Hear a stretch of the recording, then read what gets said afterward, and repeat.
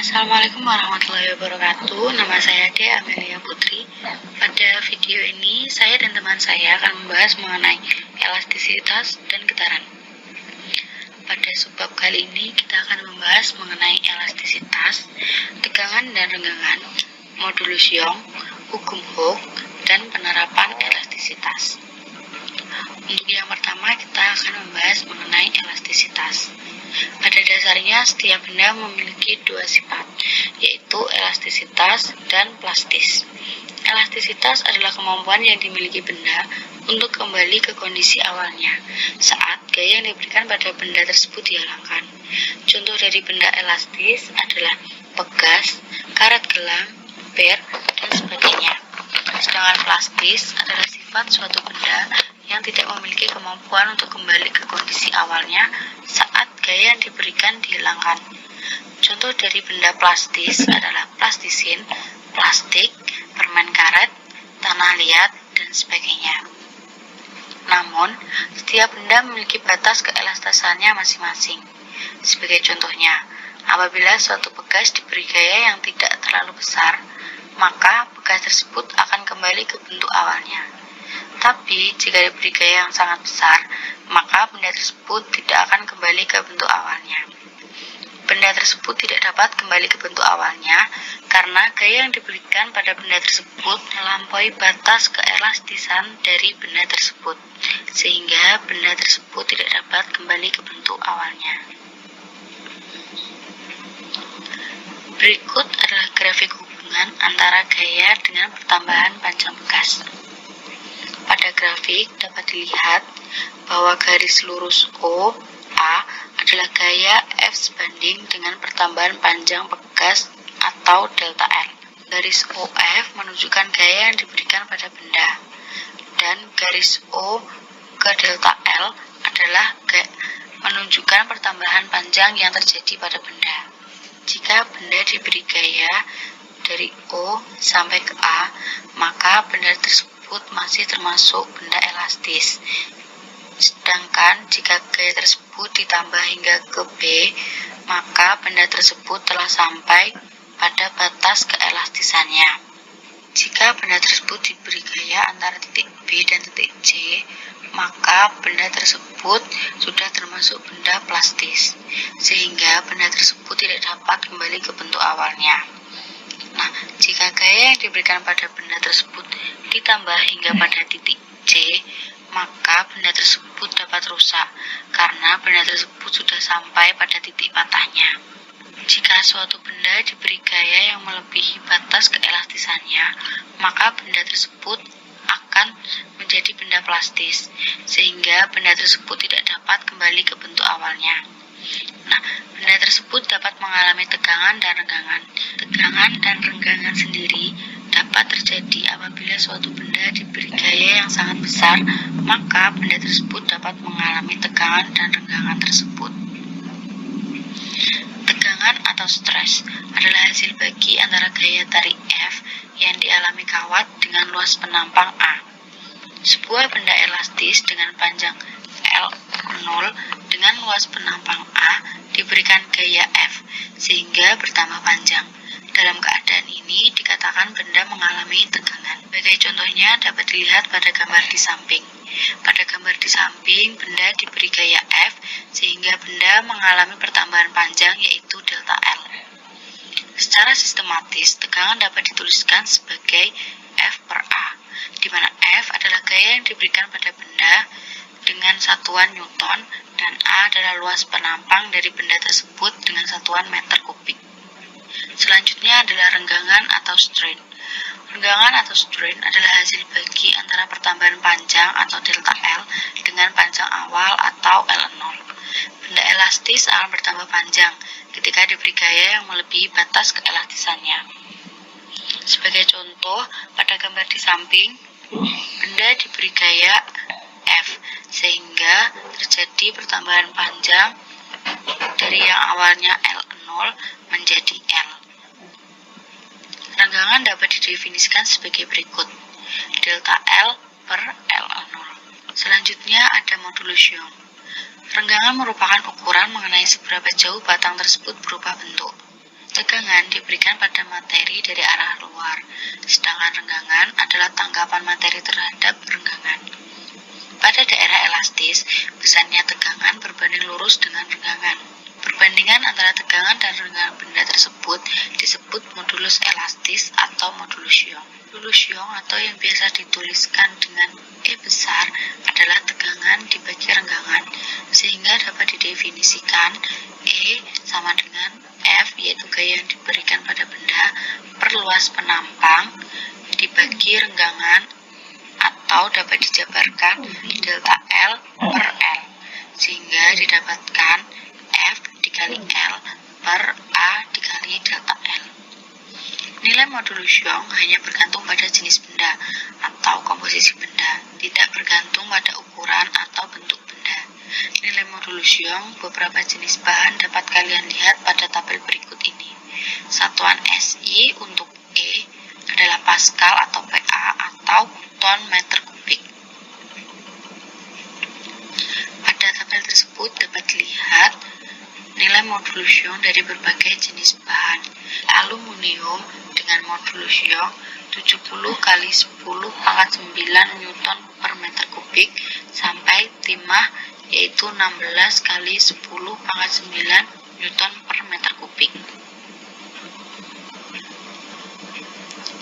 Selanjutnya adalah hukum Hooke. Suatu benda yang dikenai gaya akan mengalami perubahan bentuk, yaitu volume dan ukuran. Misalnya, suatu bekas akan bertambah panjang dari ukuran semula apabila dikenai gaya sampai batas tertentu. Berian gaya sebesar F akan mengakibatkan bekas bertambah panjang. Jika gaya tarik tidak melampaui batas elastisitas bekas, pertambahan panjang bekas atau delta X sebanding dengan gaya tariknya atau F matis dirumuskan dengan persamaan berikut. F sama dengan K dikali delta X, sehingga ketika kita mencari konstanta dari bekas tersebut, yaitu K sama dengan F per E, atau F dapat dijabarkan dengan E besar dikali A. Persamaan di atas dapat dinyatakan dengan kata-kata sebagai berikut. Jika gaya tarik tidak melampaui batas elastisitas bekas, maka pertambahan panjang bekas berbanding lurus atau sebanding dengan gaya tariknya. Pernyataan tersebut dikemukakan pertama kali oleh Robert Hooke, seorang arsitek yang ditugaskan untuk membangun kembali gedung di London yang mengalami kebakaran pada tahun 1666. Susunan bekas. Terdapat dua cara penyusunan bekas. Yang pertama adalah susunan seri. Pada saat diberi gaya, maka semua bekas merasakan gaya yang sama. Konstanta bekas penggantinya memenuhi hubungan berikut. 1 per K total sama dengan 1 per K1 ditambah 1 per K2 ditambah 1 per K3 ditambah seterusnya. Sebagai contohnya adalah gambar di samping yang disusun secara seri. Sedangkan susunan kedua adalah susunan paralel. Pada saat ditarik gaya, maka pemanjangan bekas sama dengan gaya yang diberikan, dibagi sebanding konstantanya. Konstanta penggantinya memenuhi persamaan berikut. K total sama dengan K1 ditambah K2 ditambah K3 dan seterusnya. Dan contoh gambarnya seperti pada layar. Dan sebagai contohnya dapat dilihat pada gambar di samping. Nah, bagaimana jika beberapa bekas disusun campur? Bekas susunan campuran antara paralel dan seri dapat dilihat pada gambar di samping. Dapat disusun dengan dua cara, seperti pada gambar di samping. Sedangkan untuk menghitung K total, maka harus menghitung K total dari paralel dan K total dari seri. Lalu dijumlahkan, atau dapat didefinisikan K gabungan sama dengan K total seri ditambah K total paralel. Penerapan dari sifat elastis. Contoh penerapan dari sifat elastis yaitu alat ukur gaya tarik kereta api. Alat ini dilengkapi dengan sejumlah bekas yang disusun sejajar. Bekas-bekas ini dihubungkan ke gerbong kereta api saat kereta akan bergerak. Lalu yang kedua adalah peredam getaran atau goncangan pada mobil. Alat ini digunakan agar agar goncangan yang terjadi pada saat mobil melewati jalan yang tidak rata dapat diredam. Dengan demikian, keseimbangan mobil dapat dikendalikan.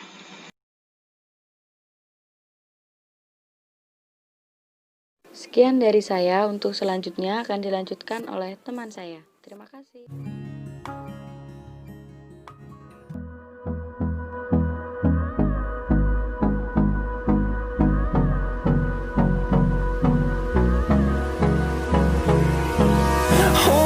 Close till I get up.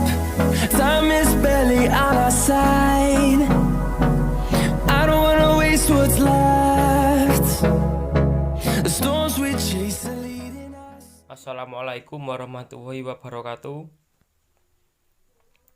Perkenalkan, nama saya Indiko Novem Dewantoro dengan nomor NIM 20050524019. Saya dari kelas PTMA. Di sini saya akan menjelaskan sedikit materi tentang getaran. Yang pertama, pengertian getaran. Getaran adalah gerak bolak-balik secara berskala melalui suatu titik keseimbangan.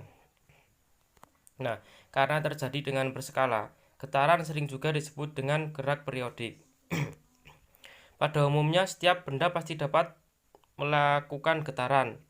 Di sini, suatu benda dapat dikatakan bergetar apabila benda tersebut bergerak bolak-balik secara berskala melalui titik keseimbangan. Nah, maksud dari keseimbangan di sini adalah keadaan benda, suatu benda yang berada pada posisi diam jika tidak ada gaya yang bekerja pada benda tersebut. Selanjutnya ada getaran pada bandul. Nah, gambar bandul ini adalah salah satu contoh getaran yang diaplikasikan pada bandul sederhana. Bandul mengalami satu kali getaran jika benda tersebut melewati posisi A ke B, C, B, A. Itu adalah benda mengalami satu kali getaran. Kemudian ada getaran pada pegas. Getaran pegas mengalami satu kali getaran jika benda tersebut melewati posisi C, A, B, A, C. Dari situlah kita mengetahui pegas mengalami satu kali getaran. Nah, kemudian contoh getaran dalam kehidupan sehari-hari. Yang pertama adalah senar gitar yang dipetik, kemudian ayunan anak-anak yang sedang dimainkan, dan yang ketiga bandul jam dinding yang bergoyang, yang keempat mistar plastik yang dijepit, kemudian yang kelima gas yang diberi beban. Nah, sebenarnya masih banyak contoh-contoh pada getaran yang sering kita jumpai di kehidupan sehari-hari. Kemudian adalah ciri-ciri getaran. Ciri-ciri getaran ada 3, yaitu yang pertama periode, frekuensi, dan yang terakhir adalah amplitudo. Periode di sini ialah waktu yang diperlukan untuk melakukan satu kali getaran. Nah, perolehan getaran ini nantinya untuk menentukan beberapa jumlah waktu yang dihasilkan dari satu kali getaran tersebut atau lebih. Periode ini sendiri sangat dekat dengan ikatannya dengan frekuensi. Satuan internasionalnya adalah S, kemudian dalam ilmu fisika adalah dilambangkan dengan T. Periode ini memiliki rumus T sama dengan T per N, di mana T besar ini adalah periode, kemudian T kecil ini waktu, kemudian N ini adalah jumlah getaran. Kemudian frekuensi.